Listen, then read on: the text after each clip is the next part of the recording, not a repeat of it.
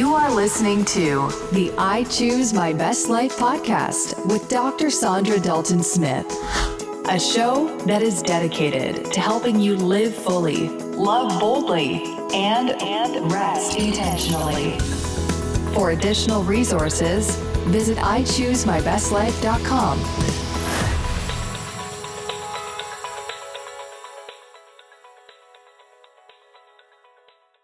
Welcome, everyone. This is Dr. Saundra, and you're listening to I Choose My Best Life. Today, we're going to be talking about how do you feel connected in this very busy, often lonely world. And I have with me today, Keith Spurgin. He is here to help us really understand how do we move out of this place of feeling hidden, especially when you're someone who's leading, serving, and maybe even on the outside looking like you're succeeding in all the other areas of your life.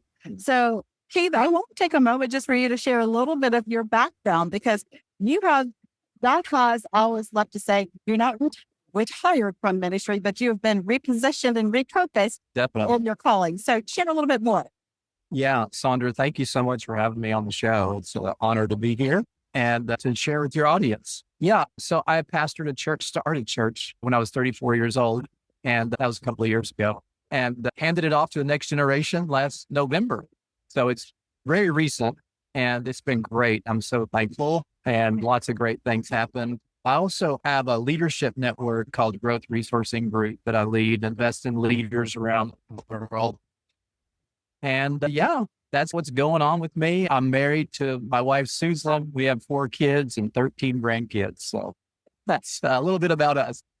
13 grandkids. I can't even. And one of the things I love that you mentioned is with the new leadership initiative that you're doing, there's a lot of loneliness in people who are leading. And I can imagine as a pastor, you saw quite a bit of this, even within a church. And you wouldn't think if you're in a church, which is a community, that there would be loneliness. But where did you see this conversation pop up that led to this new book that you've written titled Unknown? Yeah, certainly with other people, but also with myself. After we started the church, it really took off, and a lot of growth and a lot of people coming and a lot of changed lives, which was wonderful. People from around the world calling me, asking for advice. And I'm thinking, I made it. And about 4 years in, maybe 5, my wife, who we were very much in it together, we were doing it together. She looked at me one day and she said, I feel like you have a mistress. And I was like, and she didn't mean literally, but she was like, you're so busy. You got so much going on. And basically what she was saying to me is, I feel disconnected from you. I feel disconnected from even what we're doing. I feel unknown, which made me feel disconnected and unknown. And it was honestly quite disorienting, because I think for most of us, anybody who's married, I think most of us would say, somebody says, who's the most important human in your life? You'd say, oh, my spouse, which is exactly what I would have said and what I taught, but that's not how my wife felt. And she told me that one day, and it just rocked my world, honestly. And at about the same time, my best friend left ministry and was upset with me. And it was a really difficult time. And I just felt disoriented, unknown, unseen. I'm like, I'll talk to God, and I'm like, God, I'm leading this thing that's supposed to be connecting people, and I feel completely disconnected. That's really a big part of what led to this book. So I think it's interesting. You may or may not know this about me, but actually my latest book that I wrote earlier last year is called Being Fully Known. Oh, wow. And so I love that. I love this concept. So I would love for you to just take a moment. When you say the word known, what is it that you're actually implying with that? What does it mean in your research and everything that you've been teaching? What does it mean to be known? Yeah, that's a great question. The premise of the book really is we're more technologically connected than we've ever been in the history of the world. And we're more relationally disconnected than we've ever been in the history of the world. If you think about just historically, people have gathered together in community for connection and protection and survival since the beginning of man. And yet today, especially in the Western world, we are so isolated. It's not that we don't have people around us, but we're just really on our own in a lot of ways.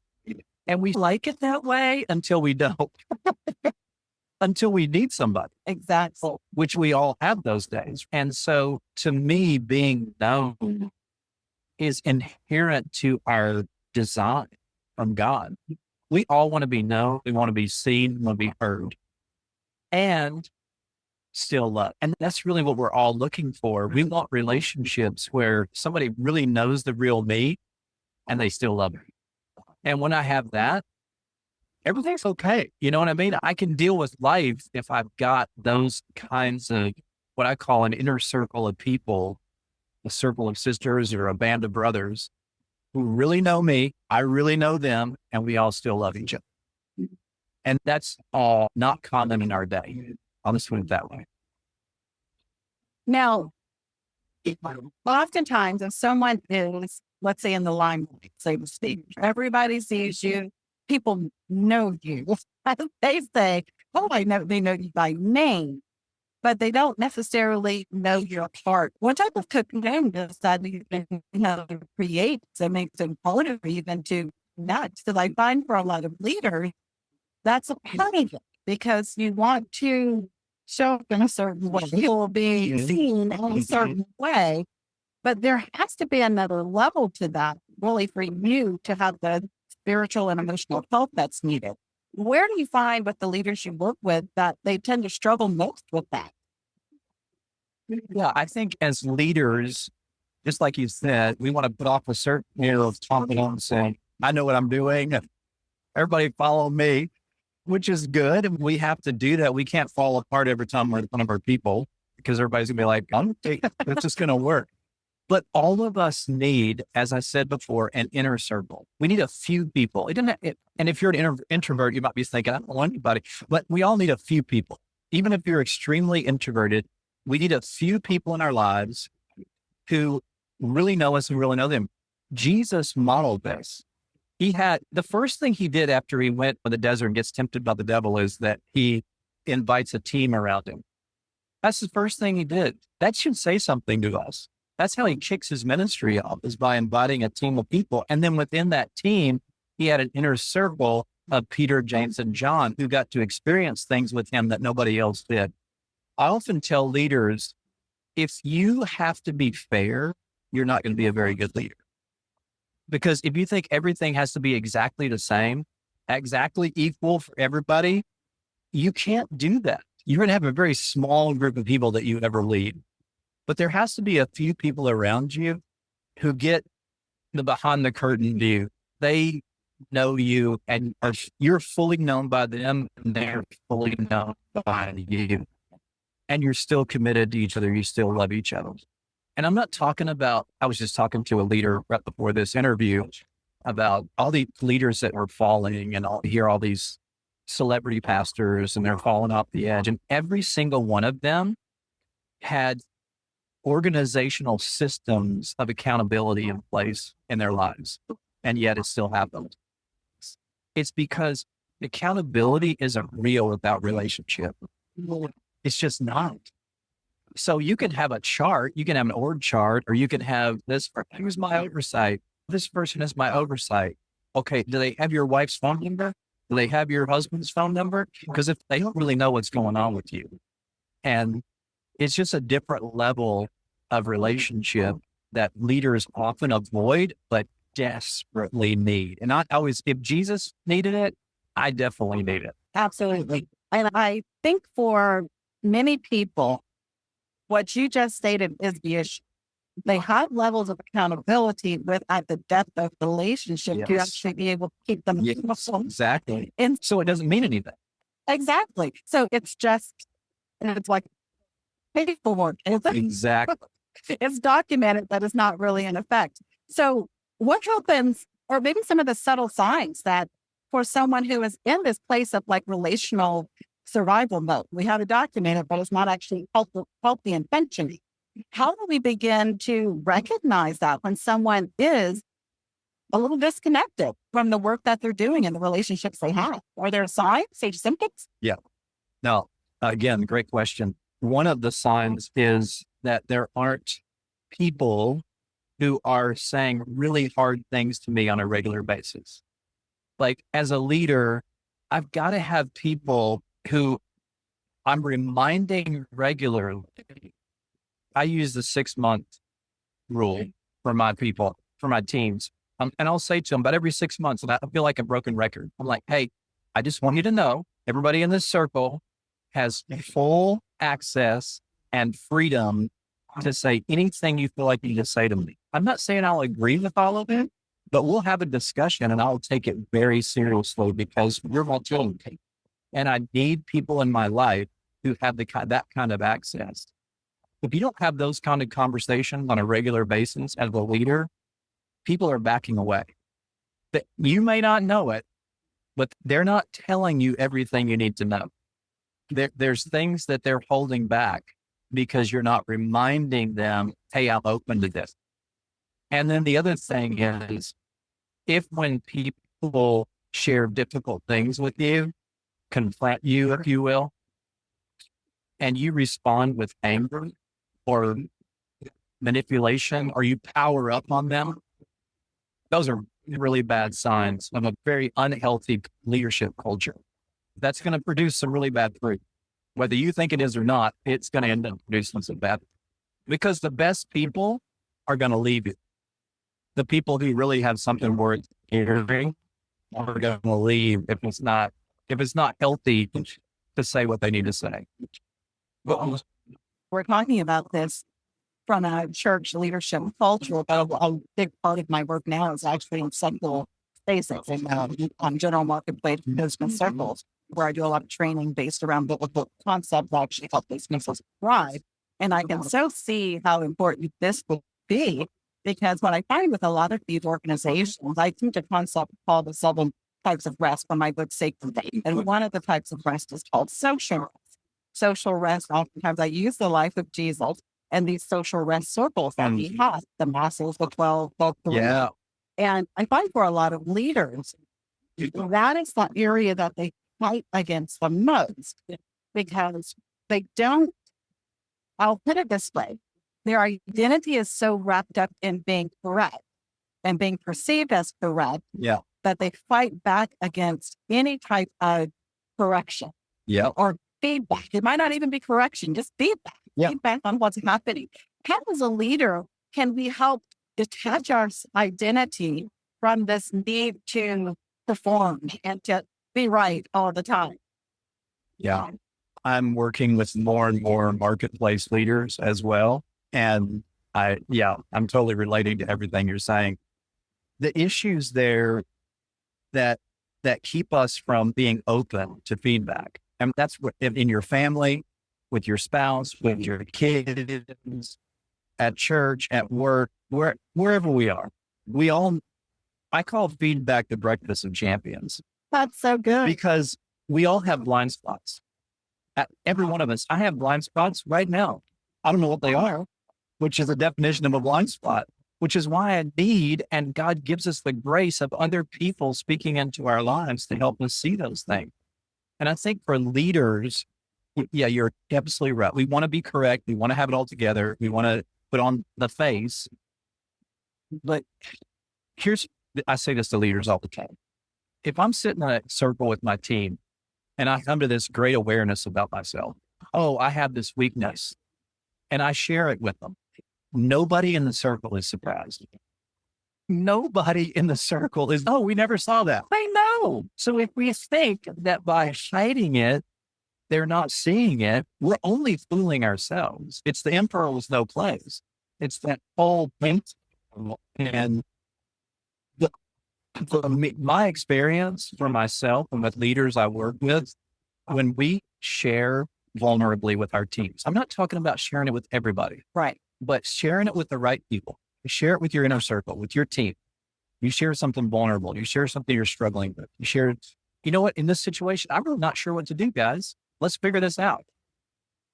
That team rallies there because it creates trust, and trust is the currency of leadership, because they already see it. They know when you're bluffing. They know when your weaknesses. They know what you do well, what you don't do well. So make it an open conversation, and everybody will just take a deep sigh of relief and not feel like they have to tiptoe around you And the trust level will raise dramatically in the room, and you'll have a way more high functioning team who's on mission as opposed to all this sideways energy where we're all dancing around each other, not talking about what we're talking about. I hope that answers your question. No, that was perfect. And I want to, because we started off with your background as a pastor. I think when we think of someone who's in church, we think, oh, they're part of the community. They're part of the church family. Yeah. But, and honestly, I used to think this was just an issue with like mega churches and large churches is, oh, I don't want to go to a mega church because it's so big. I can just be invisible. You can be invisible in a tiny church if you choose to be. Absolutely. And very disconnected. So how, as a body of believers, do we help people get to that level of connection? As your book states, finding connection in a disconnected world. The world is disconnected, but the church shouldn't be. Yeah. Honestly, I think it starts with leadership. People, this has been said many times, people admire our accomplishments, but they're drawn to our struggle. And it's really true.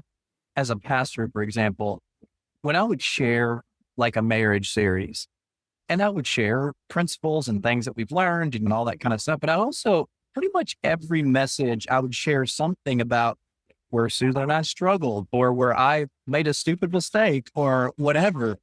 Those were the messages that more people were drawn to. We get more encouragement, more comments, more feedback about than anything, because it's okay. You're the leader. You don't have it all together, and God still loves you and he's using you. Maybe I've got a chance too. That's what happens with people. And there's a great verse about this, which I'm sure you're familiar with, in 1 John 1:7, where he says, walk in the light as he is in the light. And two things happen. When we step in the light, light reveals things. It reveals what's in the darkness. God operates in the light. The enemy operates in the darkness. And he says two things happen. You'll have fellowship with one another, and the blood of Jesus Christ, his son, will cleanse you from all sin. So two things happen when we step in the light. People are drawn to us. Our relationships get better. And our relationship with God becomes more alive and more real. Because guess what? You're not hiding anything from God either. He already knows too. So when we step in the light with God, that's where he can heal us. That's where he can restore us. When we're in the hiding, we're hiding. And this is the problem, all of us as people, not just leaders, but leaders, I think it goes to another level. When you're hiding in the dark, you're in the enemy's territory. When you're in the light, you're in God's territory. And God's not going to force you. He's not going to force you into the light. He's just inviting you into the light. He's a gentleman. He's not going to force you. But when we choose to step into the light with God and others, man, our lives get transformed for the better. And our leadership gets so much better. And our mental, emotional, and spiritual health gets better. Even our physical gets better when we're more connected with people. I have some stats in the book about that. It's unbelievable what happens when we're isolated to us physically, even, which I'm sure you're very aware of. You're a doctor, so you know these things, but it's just amazing what stepping into the light and being more connected with people and being vulnerable, humble, amazing, humility. Yeah, it really actually works. I think when we hear stories like yours and journeys like yours with your initial part of this, starting with your wife, that really being the first person to hold you accountable. Like, Yes. I don't feel seen here. Yeah. That is a scary place. And maybe someone listening right now is, I don't really, my spouse would probably say the same thing. We sat down long enough to actually have the conversation. Where do you begin? Because at first, the human part of me would probably be a little bit like, what? Yeah. Maybe a little bit confrontational with the hearing of it, because you're not accustomed to actually hearing that kind of feedback. Our defense mechanisms automatically pop into place and try to defend ourselves rather than be humble or be open to the feedback. How did you get? Yeah. I'm gonna go around the tree here a minute to get there and to try to motivate people. Because a lot of times people, when you talk about being really real with people and being honest and even a little bit confrontational, people just shut down. Our brains are hardwired to put protection. And so anything that makes us afraid, we're going to run away from. So I just want to explain why this is a big deal. If you ever ask people, which you probably have, what kind of relationships do you want in your life with the people that are most important to you? Nobody ever says boring, stagnant, stale, same old. Nobody ever says that. What do they say? They say things like, I want adventure. I want excitement. I want it to be alive. These are words of passion. But the thing about passion is you cannot have passion without risk. Risk and passion go together. That's how it works. If you ever see a young couple who are just got together and they're so excited, they're in love and they can't hang up the phone and they're texting all night and every time they're together, they just so syrupy it makes you want to throw up. Why are they so passionate? The reason they're so passionate is because they have literally pushed all the chips to the middle of the table. They are risking their hearts every second of every day. They have totally given themselves over to each other. And you see a couple like that who then maybe gets married and a few years later, they're not passionate. What's happened? I will guarantee you, one or both of them has stopped risking their heart. One or both of them has stopped risking their heart because of pain, because something happened, understandable. But without that risk, there's no passion anymore. It's dead. Same thing is true in our relationship with God. Sometimes people will come in and say, I just need a passion for God anymore. And I always ask, the first question I ask them is, when is the last time you took a risk with God? When is the last time you stepped out in faith? And if God didn't come through, you're going to fall flat on your face. Because I guarantee you, if you step out like that, you will find passion, because risk and passion go together. And back to your question, it is risky to speak the truth in a difficult situation. It was risky for my life to say, hey, I feel like you have a mistress. I'm so glad she did. Because I would have just kept going and we would have come further and further apart. And pretty soon we wouldn't have had a marriage anymore. And so, yes, it's risky. Yes, it's painful. It's not fun. And for some people, their only experience with confrontation is negative. Maybe you grew up in a home where a confrontation was violent, or it was just an explosion and nobody ever reconciled anything. That's not what I'm talking about at all. I'm talking about just having a conversation, really asking a question. And that's really how I start. When I need to talk to somebody about something difficult, I ask a question, because that's so much better than making an accusation. If I've got to go to an employee and talk about something that they did, I'll say, hey, this is what happened. Help me understand. What was going on there? What are the pieces of this that I don't have? Help me understand. That's so much better than you did this, you did that, and all that. Same thing with our spouses, same thing with our kids. Ask a question. What's going on? My wife and I had a conversation 2 weeks ago that was difficult, but I started with a question. I said, hey, I'm feeling some distance. I think I might know where that's coming from because I'm launching this book and I've been really busy, but I'm not sure. But I think that's what's going on. And can we talk about that? And she was like, yes, we can. But asking a question is so much less confrontational than making an accusation. And so that's where I would say start. And it's worth it, because if you want a live relationship, if you want to have passion in any relationship, you've got to take some risk and have some conversation.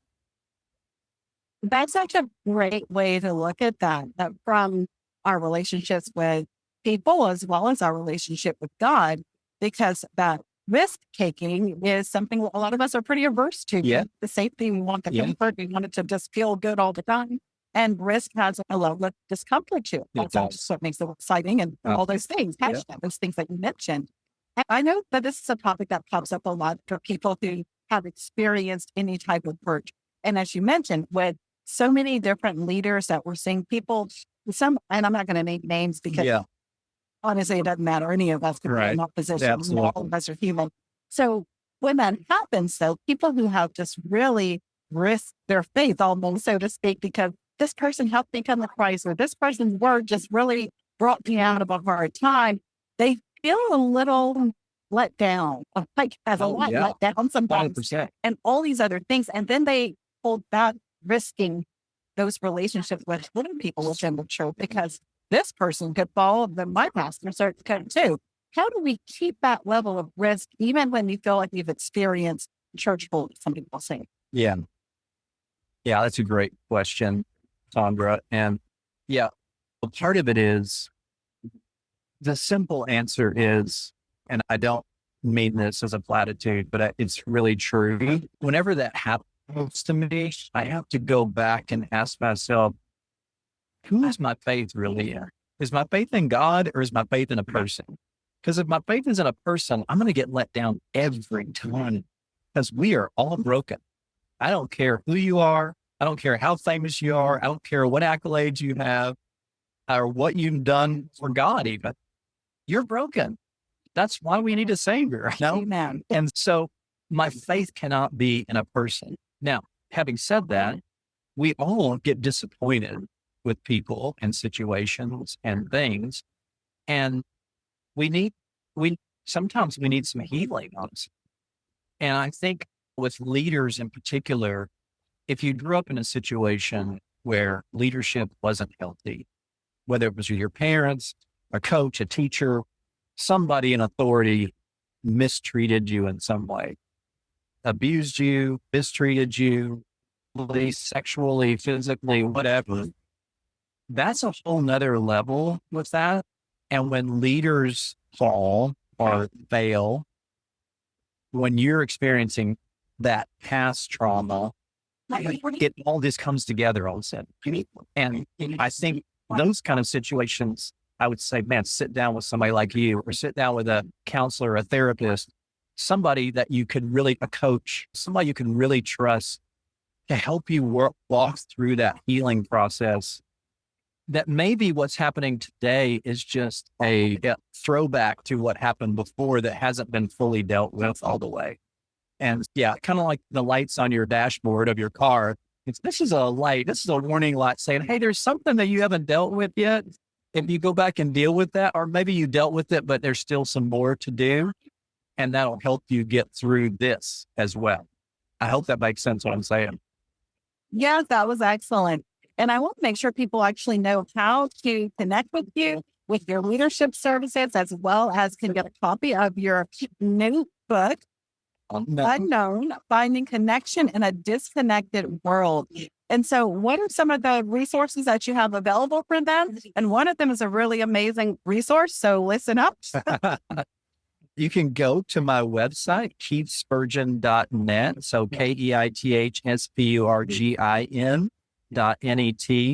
If you go there, you could actually get a free digital version of the book. You can also order the book as well, which I'd love for you to do that, but you can get the digital version and find out more about me and get in contact with me if you'd like to. There's some blogs there I've written that might be helpful that you can access as well. And I'd love for you to check that out and get in touch with me.